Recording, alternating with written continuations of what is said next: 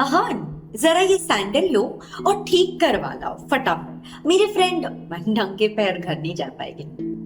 यामिनी गिल ये कह रही थी अपनी किटी पार्टी के दौरान फ्रेंड्स के साथ ताश खेलते हुए। पता है किससे? अपने दामाद से। और अहान सैंडल उठाने नीचे झुका ही था कि तभी एक और आवाज आई, 1 मिनट। जा ही रहे हो तो मेरा भी काम कर देना। साहू ज्वेलर्स के पास मेरा एक नेकलेस ठीक होने दिया है, वो लेते आ। और ये आवाज थी शगुन की। आप बताइए, अगर आप दामाद होते तो इतने ऑर्डर्स, इतने फरमाइशें आप सुनते? और सुनकर तो ऐसा ही लग रहा होगा ना कि अहान शायद घर का नौकर। To be very honest, Ahaan actually जिस घर पे बिलोंग करता है ना, वो एक करोड़पति खानदान का घर जमाई। उसकी वाइफ शनाया एक बेहद successful business family Gill constructions को बिलोंग करती है। और उसके सास और उसकी साली उससे इस तरह बर्ताव कर सकते। इतने अल्ट्रा रिच लोग हैं, लेकिन अपने ही दामाद के साथ इस तरह मिसबिहेव कहूं तो सही रहेगा। क्यों? क्योंकि वो गरीब घर से। और अगर है भी तो उसकी वाइफ उसे डिफेंड क्यों नहीं करती? क्यों नहीं वो अपने घर वालों को समझाती कि उसके पति के साथ ये व्यवहार करना ठीक नहीं? क्या आपसे? और उन्हीं किटी पार्टी में औरतें जो बैठी हुई थी, उनमें से एक ने उठकर भी बोला कि यामिनी, तुम अपने दामाद से ये क्यों करवा रही हो? पागल तो नहीं हो गई? अहान की सास यामिनी की बात सुनकर शॉक हो। और वहां उसकी साली कहती है, अरे आंटी नहीं, जीजा जी एकदम डाउन टू अर्थ है। वो वैसे भी घर पर खाली रहते हैं तो इस तरह उनका टाइम पास हो जाता है। अब हर काम के लिए नौकरों पर यकीन भी तो नहीं कर सकते।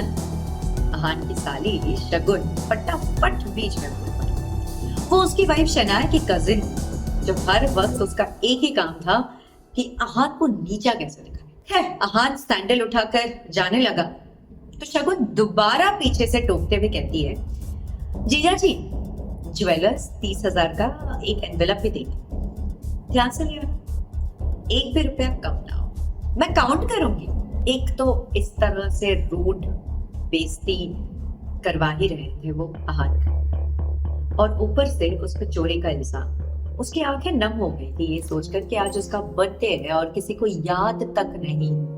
शनाया जो उसकी बीवी है, उसने भी उसे विश नहीं किया। जैसे अहान को उसकी सास यामिनी और साली शगुन इतनी बुरी तरह से ट्रीट कर रहे थे, उसकी पूरी असलियत जानते तो शायद उनके होश उड़ जाते। अहान बेचारा मन महसूस कर बाहर आता, अपनी बाइक लेकर निकला ही था कि तभी रास्ते में उसकी बीवी शनाया का मैसेज आया। अच्छा सुनो, क्या आप आज मेरे ऑफिस आ सकते हो? मैसेज पढ़ते ही अहान के होठों पर एक स्माइल आई और उसके पूरे दिन की जो टेंशन थी, उसे लग रहा था जैसे वो गायब ही हो। शनाया अहान से कई बार रूखा रूड व्यवहार जरूर करती, लेकिन अहान किसी भी बात को दिल से नहीं लगा, और वो हर बात को पहचाने देते थे कि काम का स्ट्रेस होगा, कभी कभी पेशेंस लूज हो जाता है।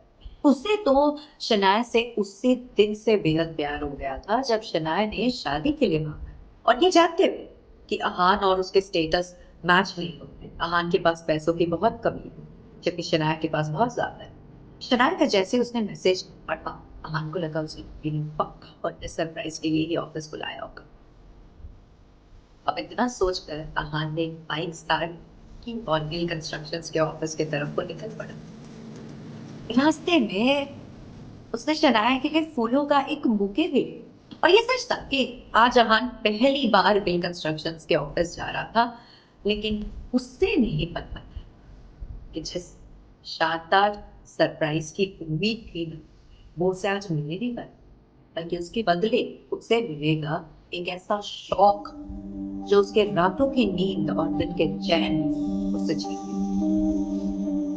शनाया के ऑफिस को जैसे ही पहुंचा, अहान ने जल्दी से अपनी बाइक पार्क करी और सीढ़ियों की तरफ वो लपक गया। उसमें लिफ्ट से जाने की भी पेशेंस नहीं थी आज, और जल्दबाजी में जा रहा था तो अहान सामने से आ रहे एक आदमी से टकराया और उसके हाथों से वो गुलदस्ता बुके छूटकर नीचे गिरा, और वो आदमी चिल्लाना शुरू, अंधे हो क्या?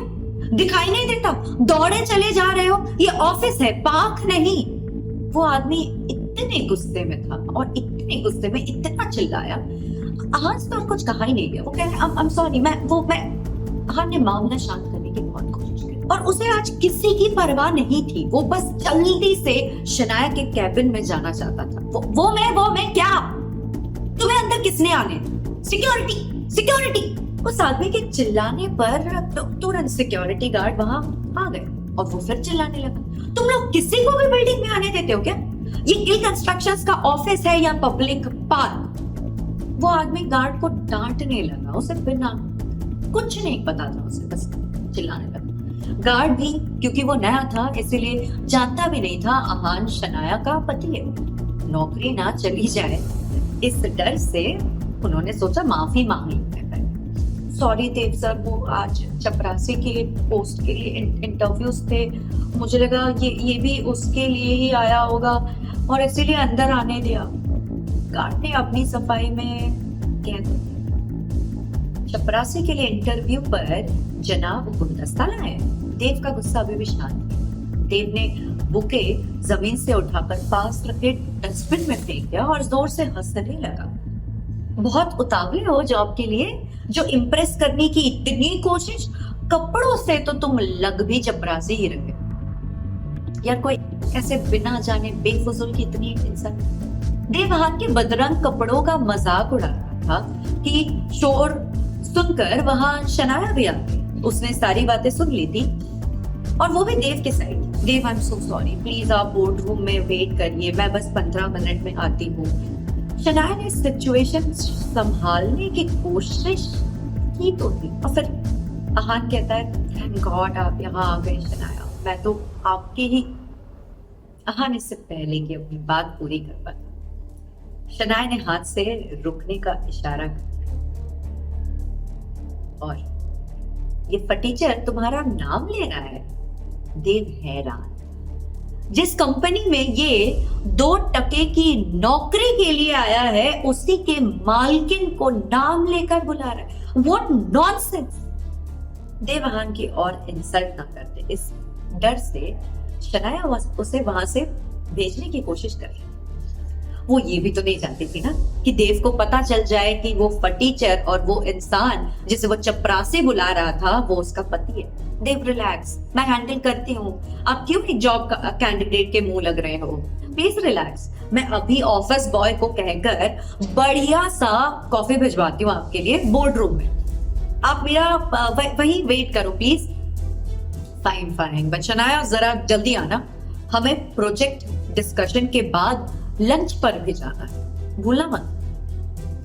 देव शनाया को लंच का याद दिलाकर वहां से चला गया। आपने उसे बताया क्यों नहीं कि मैं कोई चपरासी नहीं, मैं आपका पति। शनाया, मैं आपका पति। उसके बर्थडे पे उसके साथ ये अहान की आवाज खुद को जैसे तैसे संभालते हुए बुके डस्टबिन से निकाला और शनाया की तरफ बढ़ा दिया। मैं आपके लिए लाया था। और शनाया, किस मुंह से आपको अपना पति कहूं? आपको ये गर्व की बात लगती है? यहाँ तमाशा मत करिए और सीधे सीधे मेरे कैबिन में चलिए, वहां बात करते हैं। शनाया ने हाथ से बुके लेकर नीचे फेंक दिया और वहां से चली गई। हाँ, शनाया के कैबिन में आया तो देखा वो रो रही थी। बहुत दुख हुआ उसे ये देखकर और वो शनाया की तरफ बढ़ा और उसके आंसू पोंछते हुए बोला, अब जाने भी दो ना शनाया, जो भी हुआ मेरे साथ हुआ है। आप क्यों इतना टेंशन ले रहे हो?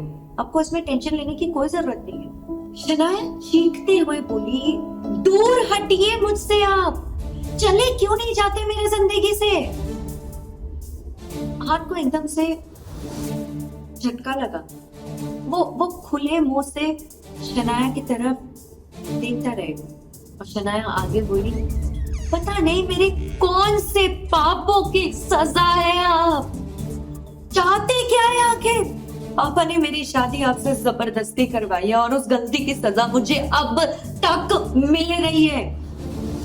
आपको पता है ना आप मेरे काबिल नहीं हो। कभी कभी नहीं थे और आज भी मुझे आपको अपना पति मानते हुए शर्म आती है।